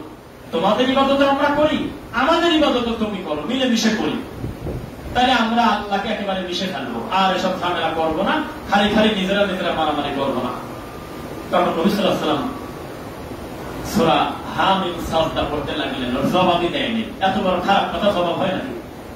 তখন আল্লাহ নবী সূরা হামিম সাজদা পড়তে পড়তে একটা পর্যায়ে মুখ আটকে ফেলে ফেলছে। মুখ তাড়াতাড়ি চাপ দিয়ে ধরে বলে যে তুমি কি তোমার বংশের লোকের মারি ফেলতে চাও নাকি, যেটুক করছো থাকুক, আমি চলে গেলাম। যাওয়ার পর আবু জাহেলের কাছে গিয়ে বলতেছে এর প্রস্তাব দিয়ে কোনো কাজ হবে না, এমন কিছু মুখ দিয়ে পড়লো আমি জাননি ফেরত আইছি, যদি তার আল্লাহ কথা শুনে ফেলে বিপদ আছে। তো কয়ে বুঝছি মোহাম্মদ ইয়া সাহারাকা ইয়া আবাল ওয়ালিদ, সাহারাকা ওয়াল্লাহি ইয়া আবাল ওয়ালিদ, হে আবুল ওয়ালিদ, মোহাম্মদ তোমাকে জাদু করছে তার জিব্বা দিয়ে, নাউজুবিল্লাহ বলেন। তাছাড়া তুমি তার পক্ষে কথা বলো কি কারণে? কয় আমি নিজেই যাবো। কয় যাও। যা দেখে আল্লাহ নবী আর কাবা ঘরের চত্বরে বসে নেই, ডাইরেক্ট আল্লাহ কাবা ঘর তাওয়াফ করতেছে। একটা মুমিনের জন্য দুনিয়ার সবচেয়ে দামি কাজের একটা হচ্ছে না এই মুহূর্তের আলী কাবা ঘর তাওয়াফ করতেছে, গিয়েই বলতেছে ইয়া মুহাম্মদ, হে মুহাম্মদ, তোমার বাপের নাম আব্দুল্লাহ, সে তোমাদের বাইরের কেউ না। আব্দুল্লাহ মরে গেছে তার ভাই, আমরা তো মরি নাই, আমরা তো তারই বংশের লোক। তুমি কেন এত দ্বন্দ্ব করো? তুমি যদি সুন্দরী নারী চাও দিয়ে দেবো, পছন্দ করবে তুমি দিয়ে দেবো আমরা। তুমি যদি সবচেয়ে দামি সম্পদ চাও তোমাকে দিয়ে দেবো, কি চাও? তুমি যদি প্রেসিডেন্ট হতে চাও বিনা ভোটে বানায় দেবো, তুমি চাওটা কি? বিনিময় কি? বিনিময় হইল তুমি খালি মুখে একটু বলো যে আমরা কোন মন্দির, কোন মূর্তির, কোন অমুক কিছুর বিরোধী আমরা না, আমি আমার কাজ করবো, তুমি তোমার কাজ করো, তবে আমরা সবাই মিলে কাবা ঘরে ঢুকে যাবো এক ধ্বনি দিয়ে। তখন নবী সাল্লাল্লাহু আলাইহি ওয়াসাল্লাম বললেন যে ঠিক আছে, যদি ঐক্যই হওয়া লাগে, এই গোটা মুসলিম উম্মার ঐক্যের স্বার্থে ঠাকুর আর হুজুর মিশে থাকবো, তাই বলছিল। তিনি বলেছিলেন কুল ইয়া আইয়ুহাল কাফিরুন, হে কাফেরের বাচ্চারা, কাফের সম্প্রদায়, লা আ'বুদু মা তা'বুদুন, আমি তো তার ইবাদতই করি না, তোরা তার করিস। কিসের সাথে কি মেলাবো? আমি কিয়ামত পর্যন্ত শান্তি চুক্তি আমি মেনে নেব না, আমি আমার তাওহীদ নিয়ে থাকবো। 360টি মূর্তি আমি ভেঙে ফেলবই ফেলবো। আপনি মন্দিরে গিয়ে বললেন যে ঠাকুর কোনটা? এইটা, আসো আমার বুকে আসো, আমি তোমাকে শুভেচ্ছা জানাতে এসেছি। এই কথা বলে কি দিন দিন মূর্তি বাড়বে না কমবে? আরো তাহলে এই কাজ করে মানুষ কোনদিন? ফিরে আসবেন, এখনো সুযোগ আছে জাতির কাছে ক্ষমা চান। এখন বলেন যে সাহাবায়ে কেরাম জান্নাতে সার্টিফিকেট পাওয়ার পরেও উমারের মতো লোক বলতেন আমার বিচারের মাঠে ভয় হয়, না জানে আমাকে যদি জাহান্নামের ঘোষণাই আল্লাহ দেয়। এই হলো উমারের মুখের ভাষা। আর আপনার লেখটা হুজুর বলতেছে আমার ভোট দিলেই তুমি জান্নাতে চলে যাবে। আমাকে ভোট দেওয়ার কোরআনে ভোট দেওয়া একই। তাই আপনি এখন মূর্তি বলেন যে কোন গজবে আমরা আছি আর কোন শাস্তিতে আমরা আছি একটু বলে দেন। শুধুমাত্র নামাজের পর সম্মিলিত মোনাজাতটা করি না, যতই ভালো কাম মনে করি না কেন? কারণ যেহেতু আমার নবী করে না, এটা একটা বেদাত, না জানি এটাই আমার জীবনের যদি শেষ কর্ম হয়, তাহলে আমার জীবনের শেষ কর্ম হলো বেদাতি কর্ম, জাহান্নামে যাওয়া। আর মূর্তি পূজার কাছে গিয়ে আমি দাঁড়াবো, এসব কোন কাজ করে এ তো নোরা পাগলা চাইতে বেশি খারাপ। নোরা পাগলা ল্যাংটারা যদি আল্লাহকে গালি দেয়, আমরা বুঝবো যে ওটা পশু মানুষ, সেই জন্য গালি দিচ্ছে। কিন্তু হুজুর মানুষ যদি নবীকে নিয়ে ব্যঙ্গ করে, আল্লাহকে নিয়ে, কোরআনকে নিয়ে ঠাট্টা করে, একটু কষ্ট লাগে না আপনাদের? তাহলে এগুলো করবেন না। যাদের ব্যাপারে বললাম তাদের নাম আসলে কিছু বলছি ভাই, কথা বলেন। তাদের যাকাত নিয়ে কোনো কথা বলছি? তাদের মুখের দাড়ি নিয়ে কোনো কথা বলছি? মাথার টুপি নিয়ে কিছু বলেছি? কিচ্ছু বলি নেই, শুধু যেটা অন্যায় সেইটা বলছি। এটা থেকে ফিরে আসেন, এটা করবেন না। আল্লাহ হেদায়েত দিয়ে করবেন, আমিন। কারণ আপনাদের দিকে আশা করে মানুষ বসে থাকে। আমি একটা প্রতিবন্ধী হুজুরের নাম নিচে মুখ দিয়ে আবার বলতেছি, কেন? ইসলামের স্বার্থে। আল্লাহ তুমি জানো, এই মুফতি আমির হামজা এখনো যদি পূর্বাচলে মাহফিল করতে আসে, আমার মতো রফিক বিন সাইদের 10টা মাহফিলের সমান লোক তার স্টেজে ওঠার আগেই হবে। সেই লোকটা আসতে হলে এখানে কিনেন না আমার ডুমনি, ভাই জানেন ডুমনি কেন্দ্রীয় মসজিদের সামনে প্রথম দিনের প্রধান বক্তা সে, দ্বিতীয় দিনের প্রধান বক্তা আমি। নিজের দুর্বলতার কথা কেউ বলেন, আমার মনে সাহস বেশি, তাই বলতেছি। আমি যেদিন উঠলাম সেদিন আমার সামনে 200 বেশি লোক নেই, 200-150 বসে আছে। আর যেদিন ওই মালায় ও যেদিন ডেলিভারি দিতে আসতো, সেই দিন ওর সামনে গোটা মাঠটা কানায় কানায় ভর্তি, রাস্তা পর্যন্ত আটকে গেছিল। কি বলছে? বলছে যে এই অমুককে ধরো, মারো, ঠিক কিনা বলো, এই এবার আমরা এটা করে দেবো, সেই কিলকিল করে হাসে। আমি কুষ্টিয়া দিয়ে যাচ্ছিলাম, একটা লোক তার বউ নিয়ে যাচ্ছে, সে আমাকে বললো আমার বউকে তো একটু দেখানোই লাগবে, না দেখালে কি হয়? এইরকম ফায়সা কথা কিলকিল করে, আর লোকজন হাসে আর বলে কি রে, এটা হানির সংকেত ফেল।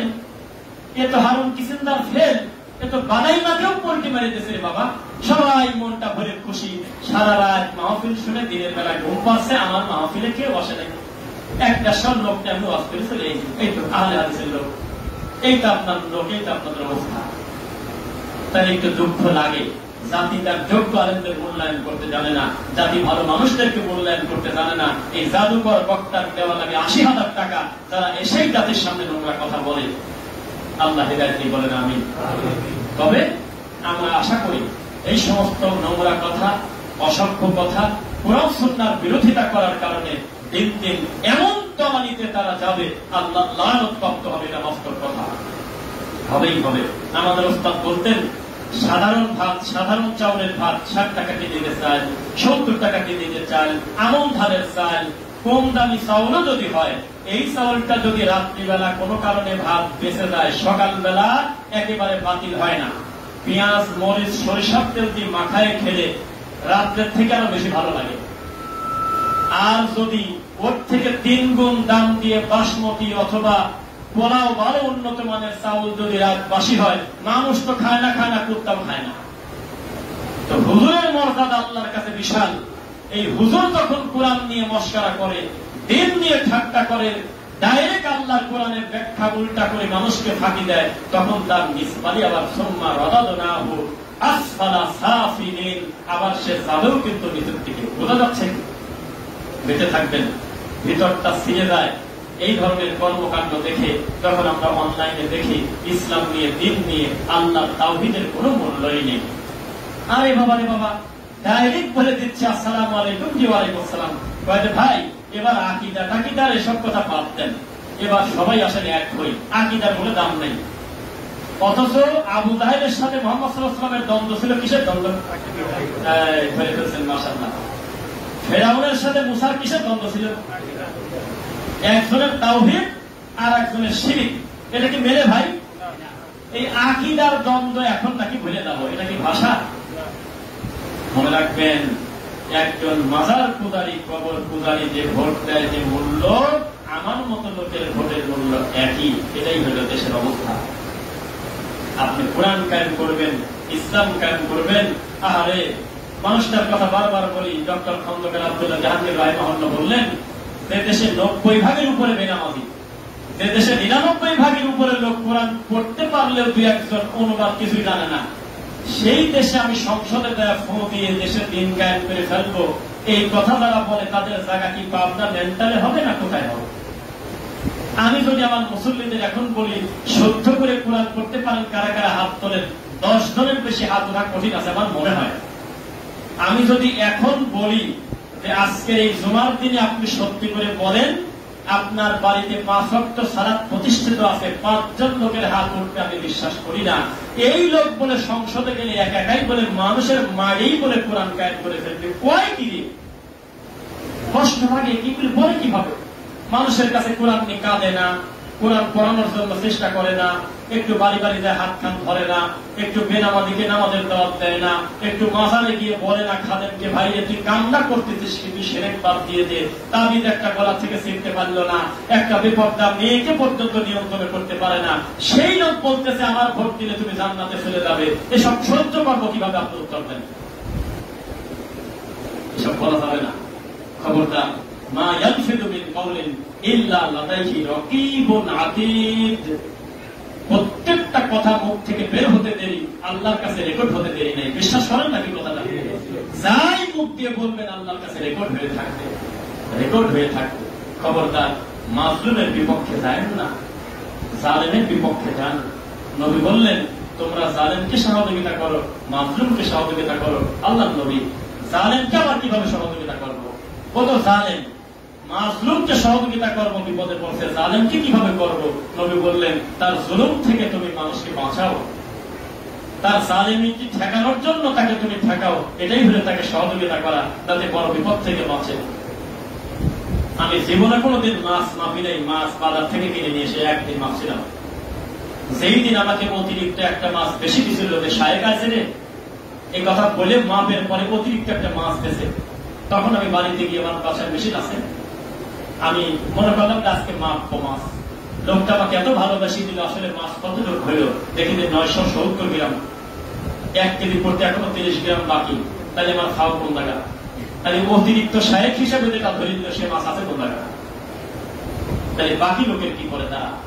এই লোকটার হাত ধরে ফেলবেন, ভাই মাছের দাম তুমি 50 টাকা বেশি নাও, কিন্তু ওজনের ফাঁকি দিয়ে তুমি আমার ক্ষতি করলে না, তোমার পরকালের ক্ষতি করলে।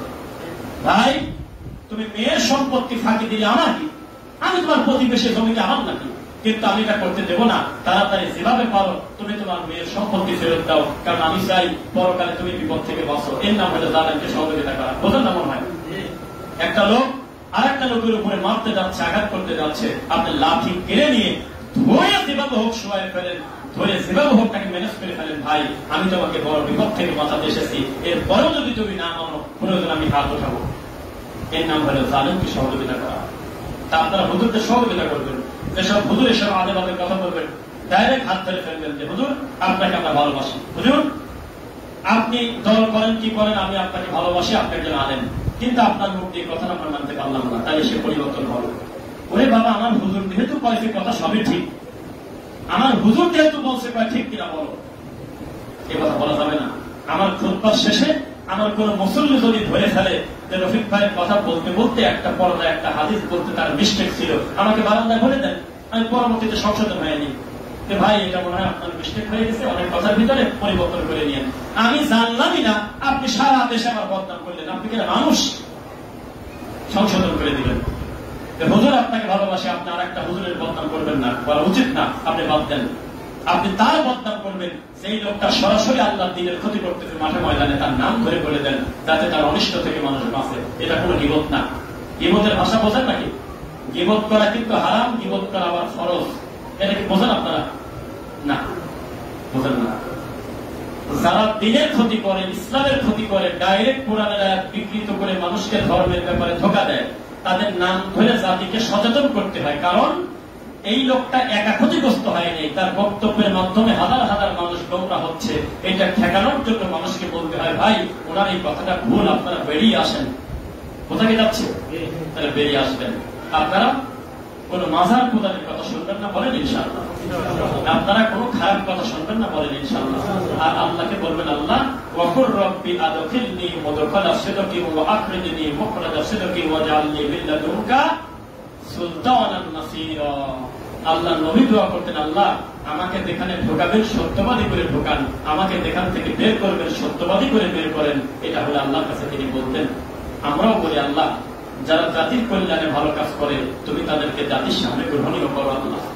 আল্লাহ আমাদের এই দেশটাকে আমরা ভালোবাসি আল্লাহ, এই দেশটা কোন ইহুদি খ্রিস্টানের চক্রান্তে পড়ে গোটা জাতি ধ্বংস যাতে না হয় তুমি সেই তৌফিক দাও আল্লাহ।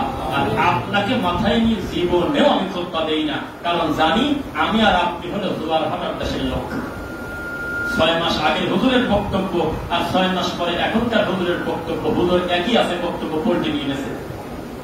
এটা হলো জোয়ার ভাটার দেশ। গত কয়েকদিন আগে যার বিরোধিতা করে রাস্তায় নামছিল, আজকে তার পক্ষ নিয়ে বলতেছে এই আমরা আছি তো। এটা হলো জাতি। এই জাতির কথা কোনো ডিসিশন আমরা নিতে পারবো না, আমরা ডিসিশন নেবো আল্লাহ এবং তার রাসূলের কথা ইনশাআল্লাহ। আমরা পরকালে নাজাত চাই আল্লাহ, তুমি কবুল করো আল্লাহ। এই শেষ জামানায় এসে কত পাপ তুই চোখ দিয়ে দেখতেছি আল্লাহ, তুমি যে মাটির উপরে আমাকে রাখছো আল্লাহ, এই মাটিকে প্যারাক দিয়ে আটকা দিয়েছো পাহাড় দিয়ে, তাছাড়া মাটি ভারসাম্য নিতে পারতো না, যে পোকাম আমরা মাটির উপরে করি আল্লাহ। আল্লাহ মাটির যদি জান থাকতো এই মাটি বহু আগে দায়িত্ব ছেড়ে দিত, যে পরিমাণ অন্যায় আমরা এই মাটির উপরে করি আল্লাহ তুমি আমাদেরকে রক্ষা করছো। মাটি খেলাধুলা করে না, মাঝে মধ্যে একটু নড়াচড়া করে, তাতে মুহূর্তের ভিতরে 10 তলা বিল্ডিং ধসে পড়ে যায় না আল্লাহ, তুমি আমাদেরকে রক্ষা করো আল্লাহ। আল্লাহ বড় বড় পাপ আমরা করি, কত অন্যায় করি, আমাদেরকে তুমি রুখসত দিচ্ছ, আমাদেরকে তুমি ক্ষমা করতেছো। যেমন ওই যে কি যেন একটা খাদ্যের কথা বলি, যারা কি যেন একটা খাদ্য, ও একটা স্বাভাবিক মুরগি খাওয়ার উপযোগী হতে প্রায় 5-6 মাস লাগে, দেশি মুরগি এরকম লাগে না? 6 মাস 7 মাস লেগে যায় না, তার বেশি লাগে না? লাগে না। 5 মাস 6 মাস লাগে একটা দেশি মুরগি বাচ্চা ফোটার পর থেকে আপনার পেটে দেওয়া পর্যন্ত। আর 25 দিনে 2 কেজি হয়ে যাচ্ছে ব্রয়লার মুরগি। আপনাকে আমি হারাম বলি নাই, খাদ্যটা হারাম নয়, কিন্তু মনে রাখেন আপনার আল্লাহ আপনাকে ভালো না বাসলে এত বড় বিষ খাওয়ার পরে আপনি হজম করতে পারতেন না।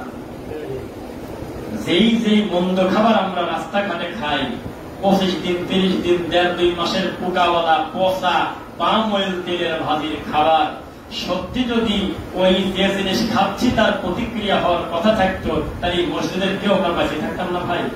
আল্লাহ অনেক দয়া করে এত বড় খারাপ জিনিস খাওয়ার পরেও কিন্তু আমরা হজম করে ফেলতেছি না। হাজারে 2-1 জনের হয়তো বিপদ ঘটতেছে, বাকি মানুষকে আল্লাহ সুযোগ দিচ্ছে। সেজন্য কি সারা জীবনই খাবেন না বেঁচে থাকবেন ভাই? ভালোটা খাবেন, ভালোই ইবাদত করবেন, আল্লাহর প্রতি সুধারণা রাখবেন, রাসূলকে নিয়ে কোনো কটু কথা বলবেন না, নবীর ব্যাপারে কোনো ব্যঙ্গ করবেন না, নবীর ব্যাপারে কথা বলতে গেলে আদব রক্ষা করবেন, আর দোয়া করবেন আল্লাহর এই জমিন যেন মূর্তি মুক্ত শিরক মুক্ত হয়, বলেন আমিন। আল্লাহর এই গোটা জমিন, আমরা এই মসজিদে যারা আছি, বাইরে কি আসলে বাদ দেন, আল্লাহ আমি আল্লাহর কাছে ওয়াদা করি আমার রাসূলদেরকে নিয়ে, আল্লাহ আমি ব্যক্তিগতভাবে চাই আল্লাহ তোমার এই জমিনে কোন মূর্তি, কোন বড় মাজার যেখানে তুমি আল্লাহর সাথে শিরিক হয়, এগুলো যেন না থাকে। আল্লাহ আমি অন্তর থেকে চাই, আপনাকে চান ও আল্লাহ এই জমিনে সবাই যেন তোমার ইবাদত করে একমাত্র, ইয়্যাকা না'বুদু ওয়া ইয়্যাকা নাস্তাঈন। আমি এটা চাই আল্লাহ, আমি আমার ঘোষণা দিয়ে দিলাম, বাকি লোকের খবর আমি জানি না। আমাদের তুমি মৃত্যুর সময় তাওহীদ নিয়ে কবরে দাও, তৌফিক দিও আল্লাহ। এই জাতিকে তুমি বোঝার সুযোগ দাও, দুনিয়ার সবচেয়ে দামি সম্পদ হলো লা ইলাহা ইল্লাল্লাহ, তাওহীদ, যেটা শিরিক করলে কেটে যায়। আল্লাহ তুমি আমাদের অতীতের ভুল ক্ষমা করো।